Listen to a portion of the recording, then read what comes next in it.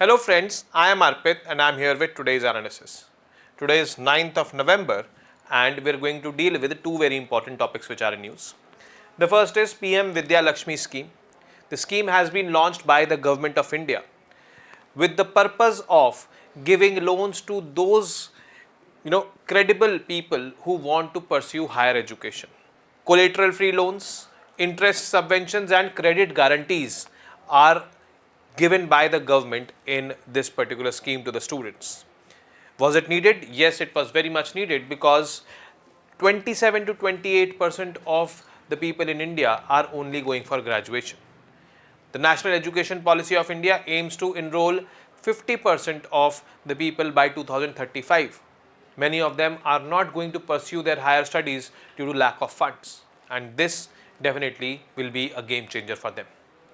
Second is Maha Sagar. It is basically a high level interaction between the navies of the countries in the Indian Ocean region. It is an initiative undertaken by India, and India has its policy of Sagar, that is security and growth for all in the region. The region is Indian Ocean region, and the aim of Sagar policy of India is to be a net security provider in the region, and through these kind of interactions which happen twice in a year, Indian Navy aims to achieve it. So let's get started. So PM Vidya Laxmi scheme, recently the Union Cabinet chaired by the Prime Minister has approved this PM Vidya Laxmi scheme. It is part of government's broader effort to maximize access to quality higher education for Indian youth.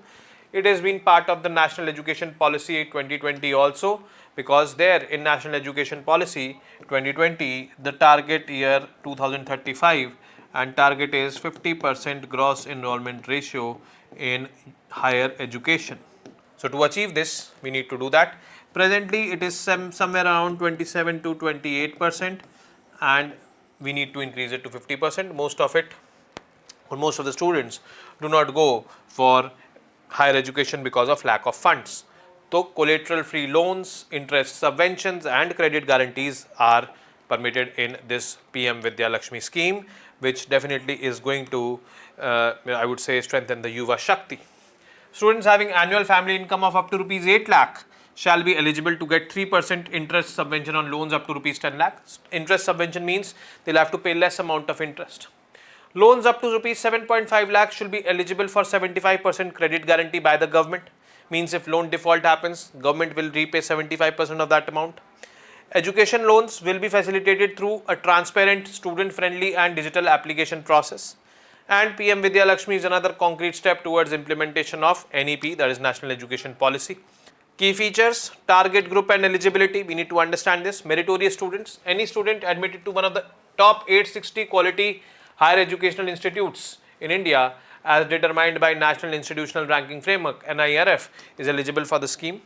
Scheme covers both government and private institutions. We need to know this. Ranked in the top 100 in NIRF as well as government institutions ranked between 101 to 200. Annual family income, students with a family income of rupees 8 lakh will benefit from 3% interest subvention. Student with a family income of rupees 4.5 lakh will be eligible for full interest subvention under central sector interest subsidy. Loan amount and financial support, loan coverage. The schemes provide educational loans to cover the full cost of tuition fees and other related expenses, example, accommodation, books, etc. Collateral free loans means you do not have to keep any collateral. Loan amount limit, students can apply for loans up to rupees 10 lakh for both domestic and overseas education. For loans up to 7.5 lakh rupees, the government will provide 75% credit guarantee, means if loan default is there, then 75% of the loan amount government will bear. Interest subvention, 3% interest subvention will be there. Students with an annual family income of rupees 8 lakh not eligible for other government subsidies will receive 3% interest subvention on loans up to rupees 10 lakh during the moratorium period. Full interest subvention for low income students. Low income students means whose family income is less than 4.5 lakh annually pursuing technical and professional courses will receive full interest subvention. They will not be charged any interest on the loans taken. Coverage, the scheme will benefit 1 lakh students every year with the interest subvention and an expected 7 lakh students to benefit by the end of scheme, that is 2024 to 2030, this scheme will be running. Application process, there will be a unified digital portal. This portal will be named as PM Vidya Laxmi only, and students can apply for loans and interest subventions directly on this portal. Simplified application it is. The application process will be simple. E-vouchers and CBDC, central bank digital currency wallets, will be used for the payments of interest subvention during the seamless experience. Additional support mechanism, loan disbursement and coverage. The scheme will cover educational loans for students enrolled in quality higher education institutes. Scope of some schemes include technical, professional and general education as well. State and central government institutions, all central government institutions as well as top ranked state institutions are eligible under this scheme. Talking about the budget and financial outlay, 3600 crore rupees has been allocated for the period from 2024 to 2025 to 2030-31. This funding will provide financial assistance to around 7 lakh students in the entire 6 years period, 6-7 years, whatever it is. How will it complement other schemes? So there are other schemes of the government also running, like the central sector interest subsidy scheme.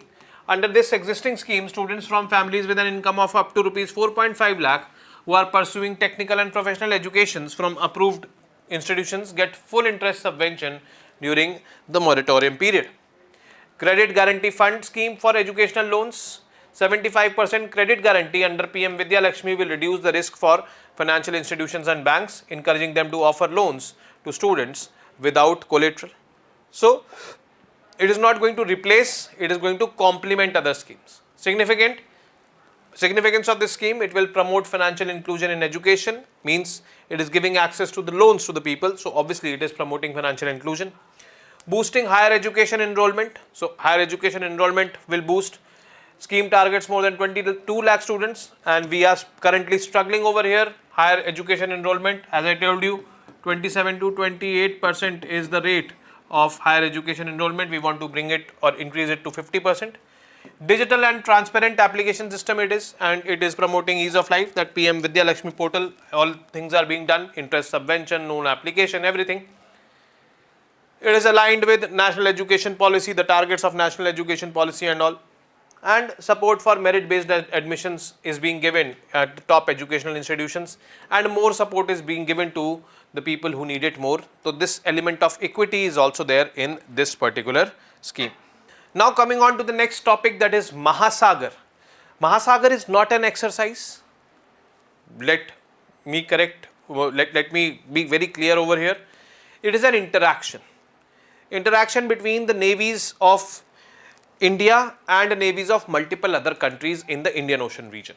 What is the purpose of this interaction? To have better and secure environment. Because see, problems are happening in this Indian Ocean region, and in this Indian Ocean region is one of the busiest trade routes in the world right now.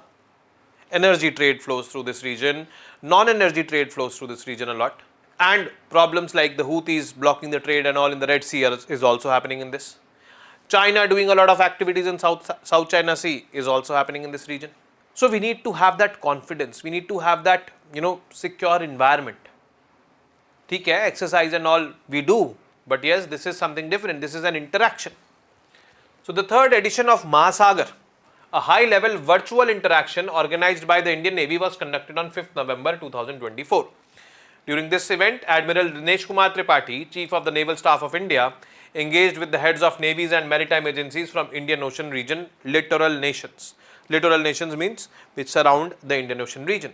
The theme of this year's discussion was training cooperation to mitigate common maritime security challenges in the IOR, that is Indian Ocean region. The interaction focused on addressing shared maritime security challenges in the region through training collaboration and enhancing maritime security capacities. So, this Maha Sagar, which actually means vast ocean in Hindi, represents India's commitment to promoting security, stability and cooperation, apart from training, building capacities and all. So, countries which participated: Bangladesh, Comoros, Kenya, Madagascar, Maldives, Mauritius, Mozambique, Seychelles, Sri Lanka, Tanzania. So, the countries are there in the South Asian region, in the African region, so the Sri Lanka, Bangladesh, Maldives, India from Asia, Comoros, Kenya, Mauritius, Seychelles, Mozambique, Tanzania from the African side, the western part of the Indian Ocean. So, this is what the interaction was. The key highlights: Purpose and objectives of Maha Sagar. It is basically an interaction, so it is an outreach initiative by the Indian Navy, so it is been taken by the Indian Navy, designed to foster cooperation and dialogue between the navies and maritime agencies of IOR. Goal is to promote active security and growth for all. So we have security and growth for all Sagar policy, and the main aim of Sagar policy is to India will be a net security provider in this region. So this is just a way of pursuing our Sagar policy, we can say. The event is aimed at strengthening regional cooperation to mitigate common maritime security challenges through joint efforts including training and development. So training cooperation is emphasized as a critical aspect of region's collective security, helping to build skilled maritime manpower to address contemporary challenges like piracy, maritime terrorism, illegal fishing, human trafficking, etc., etc. Focus on training and cooperation. So apart from maritime security and all, how will this be ensured? This will be ensured if we have advanced levels of training and all. So we have collaborative training programs to build requisite capacities, skilled personnel who can tackle shared security challenges in the maritime domain. This will actually increase the skills of the people, the working skills of the people. Strategic importance of the Indian Ocean region. So see, over 80% of global oil trade, means energy trade, is passing through this waters. Region is also home to complex mix of security challenges including piracy in the western coast and all, Somalian pirates and all are there. Terrorism, Ajmal Kasab and company came from the oceans. Illegal activities like drug smuggling and all. So Daud Bhai, D company is very active in the Arabian Sea region. So IOR is crucial for global maritime security as it connects vital shipping routes between East Asia, Africa, Middle East and Europe. So securing this region becomes very important. IOR is strategically important for India, which is increasingly positioning itself as a regional leader in maritime affairs. India's Sagar initiative, which I just told you, security and growth for all in the region, it reflects its vision of a peaceful, stable and a prosperous Indian Ocean region. Collaborative maritime security discussions during Maha Sagar interactions also focused on how training can lead to development of maritime security frameworks. The participating nations agreed to joint training exercises, sharing of best practices and the use of advanced technologies which are essential for operational effectiveness. Cooperation during Maha Sagar underscores the importance of regional partnerships in addressing issues such as illegal maritime activities, humanitarian assistance and disaster relief during times of crisis. India's role and strategic vision. The Indian Navy's Maha Sagar initiative is basically an initiative taken by India to showcase its maritime leadership, and our Indo-Pacific strategy is open and free Indo-Pacific, open for trade for all, free from dominance of any country, and we want to extend it to the littoral states of Indian Ocean region as well.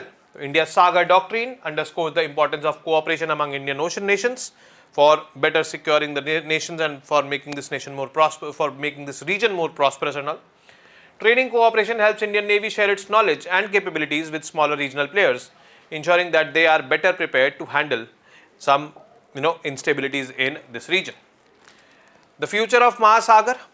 Now, since its inception in 2023, it started in 2023 only, Maha Sagar has become a highly anticipated event in the IOR, and its biannual nature means it is happening or it is being conducted twice in a year.